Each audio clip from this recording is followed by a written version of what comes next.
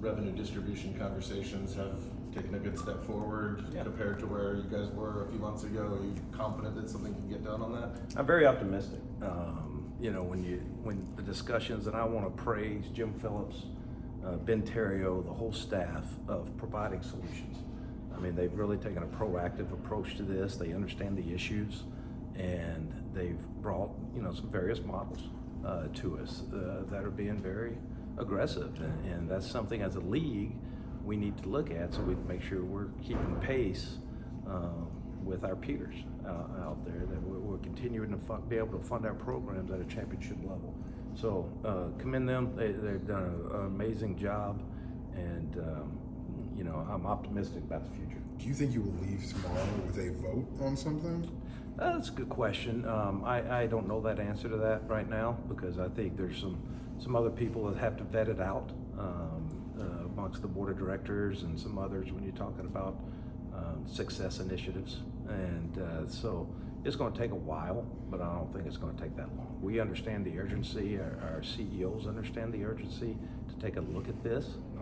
I'm very thrilled the CEOs are engaged in this and really examining how we can move this forward. You've been pretty vocal in how you view things, and obviously the comments to the Board of Trustees is about saying that we need to take this seriously and move this forward. I'm sure there was some blowback for it too. Do you feel like you have the conversations within those rooms have benefited from kind of forcing the issue to come to the forefront? I will say this, that these conversations we've had in these last 2 days have been the most open, transparent discussions that we've had since I've been in this conference.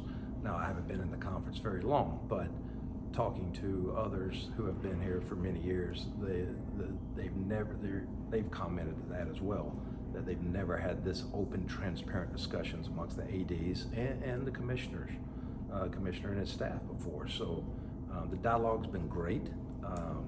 People are understanding the issues, not that they did before, but they're really taking a look at how are we going to fix this model that we have in the ACC that will allow us to compete amongst our peers. How much of the sizable gap between the ACC and the Big Ten and the SEC could you close with a new model? Yeah, that's some of the things we're looking at. We haven't gotten, I don't want to comment on that yet, because we still got to iron it out and flush out all the numbers and see what else can we add. And so it's a work in progress. But I can tell you, I'm thrilled with the work in the direction that it's going. Is it safe to say that this isn't going to fix the issue, but maybe as a step in the direction? Step in the right direction. I don't think you ever fix the entire, we're never going to cover the entire gap, but it will allow you to be competitive. How much of an unequal share are you guys looking for? Like, is there an amount? There's not a magic number right now. Really what we're looking for is to make sure we're competitive, because you look at the revenue shares of other leagues and what they're going to have and how they're going to invest it, and you need to be able to make sure that you can stay up to par with some of the changes they're going to do and how they're going to use that revenue. So we just need to be in a competitive look. We're the third best media agreement right now. We want to stay the third best. We've been able to compete with them being the third best media agreement. And a lot of it comes down to choices that we will make on funding. But as long as we're there and competitive, that's what the number is. Fair to say that obviously you've heard, I'm sure, some of the conversations that have gone on social media the last few days. Fair to say that I don't follow social media. No, that's good. Smart decision on your part. Fair to say that Florida State would love, an ideal scenario is Florida State figures out a way to stay competitive and stay in the ACC at this point. 100%. You know, the ADs, the universities, very unified. It's a great league with great leadership, and we thoroughly enjoy being in this league. Because I mean, once again, we're a top 20 public institution. We're like institutions. We compete alike, especially in football at the top, and we're really thrilled about being in the league and competing for championships. And you look at what we do in Olympic sports, and you know that's big at Florida State. And you look at the ACC and its championships. We win more championships than anyone any conference. So we're very thrilled about being in this league, and we want to stay.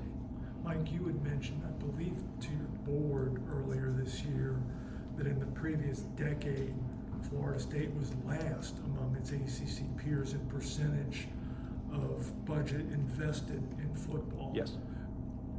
That's obviously a problem. That's changed a little Yeah, bit. I was gonna say, do you feel confident that is changing? Yeah, we've already made big strides. When I first became athletic director, support of the board of directors, board of trustees, and the president, we made significant upgrades to personnel, really modernizing the front office of the football program. You see what we're doing in facilities. We've made investments into the weight room. We've made an investment and redid the whole locker room. You're looking at what we redid the playing surface. I mean, we have made significant investments in that sport and other sports. But we are now investing. We're competing at a high level. And you've seen the success from that as well. Because if you look at the last 8 years, Florida State's 32-32 in the ACC. Right. You guys need to be better than that.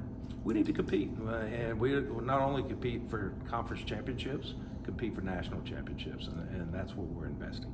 If the revenue distribution model, whatever it is approved, is there any concern that it's just kicking the can down the road? So, say 2030, when the SEC and other conferences go to market, you're still going to fall further behind. Is there concern about that? Well, we're going to continue to look at it, even though we may approve a revenue model that this year. It may change. We're going to continue to tweak it, and what can we do to grow it. We're even looking at different revenue streams that's going to change. Different revenue streams are going to become available to us as technology changes and everything that goes along with that. So it's something that we're continuously, it's something when I wake up, the first thing on my mind is revenue. I know when the commissioner wakes up, first thing on his mind is how do we fix this revenue model. So I'm going to say it's going to be a working in progress every year. Functionally, when the ADs come to an agreement on something, then the school presidents have to then. Yeah, it goes to the board of directors. Okay.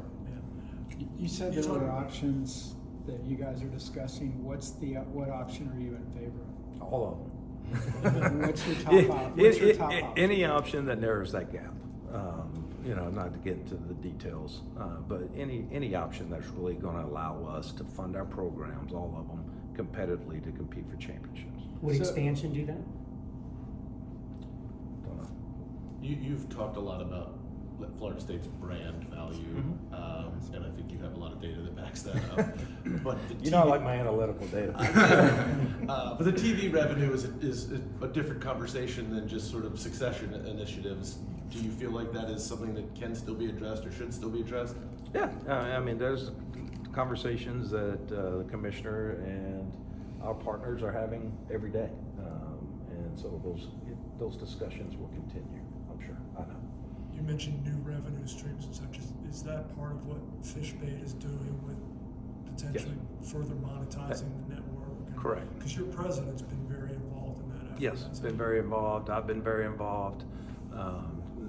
It's my background a little bit, and looking at those revenue streams. And what I like about it is it puts the onus on me to go and capitalize on it. And I will bet on Florida State and to go out and do the best we can and kind of control our own fate. One thing I'm very proud of, and I'll state it, and I have before, if you take the conference distribution out of the picture, we're 7th in the country in revenue generated in the last year. We've made changes. We've done things on revenue streams we control, and that's something I'm very proud of, and we're going to continue to look to how do we push that model for Florida State. Were you surprised at all that all of the conferences, you said these have been open, honest conversations, good conversations, were you surprised that it looks like you're able to leave here potentially with an agreement or something that looks like it? No, not at all. We got some very intelligent people as athletic directors. They're the best. We got a great group. We work together. We understand what the challenges are. Everybody has their own challenges on campus, fan bases, directors, they all have their own different challenges on a campus. But we understand, we respect each other, and we're going to continue to push this forward. When you look at your program now, is there an area that you feel like is underfunded relative to your peers in the SEC or Big Ten, like a place where an infusion of cash would make a Something I'm very proud about is that we fund all of our programs to compete for championships. Not every university can say that. I mean, they're all funded at the top of the conference. They're all funded top 20 nationally. And it's something we take a lot of pride in because we do compete in the student athlete experience of all of those sports. All 20 of our sports is second to none because we do invest in them. And my goal is always for them to walk away with a top 20 public institution diploma in the left hand and some championship rings on the right when they graduate. That's our goal for every athlete. We're honest about that. So we're going to continue to fund them to compete for championships. So it's a matter of like maintaining that. Yes. Yes, sir.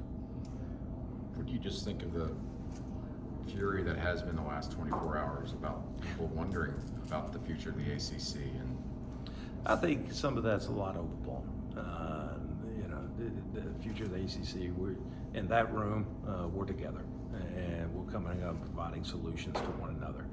So I think a lot of that was overblown by others, fine, but in that room and amongst our commissioner and amongst us, we're together and we're trying to find solutions for one another.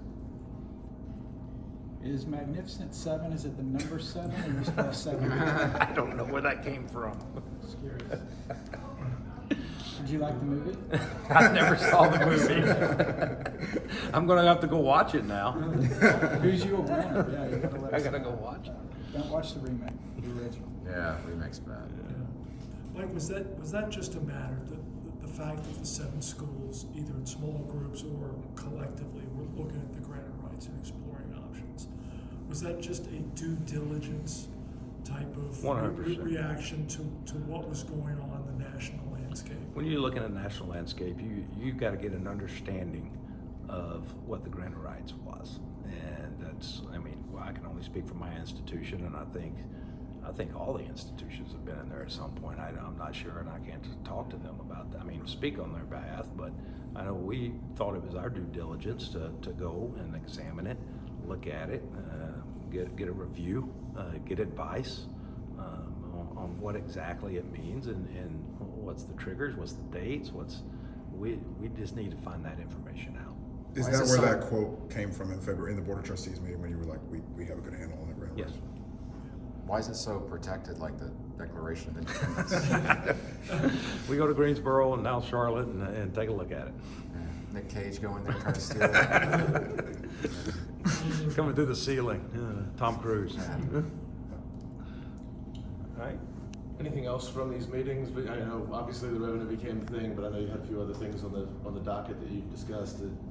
Is there anything else that came from this that you feel like, hey, we made some real progress here? We've made real progress on a lot of things, but to be honest with you, my mind, revenue is number one. We wanted to spend more time with it. We got here, we expressed like, this is a topic we need to sit in the room and discuss. And the commissioner and the staff has done an unbelievable job of making sure we had ample time. We're still not done. We're gonna have some more discussions, but to make sure that we have ample time to discuss it, look at things, and just be, once again, very open and transparent with one another about what our goals and objectives are at each different institution. You know, football drives the discussion, but Coach Hamilton wants to expand the NCAA tournament. Could an expanded tournament Could be a revenue yeah. concept? That could be a concept. He had very open dialogue with a couple other coaches. They thought the tournament needed expansion, and that's something Bubba, who's on the committee, said he would take a look at. Not being on the committee, but Bubba's the athletic director of North Carolina is going to go take a look at it.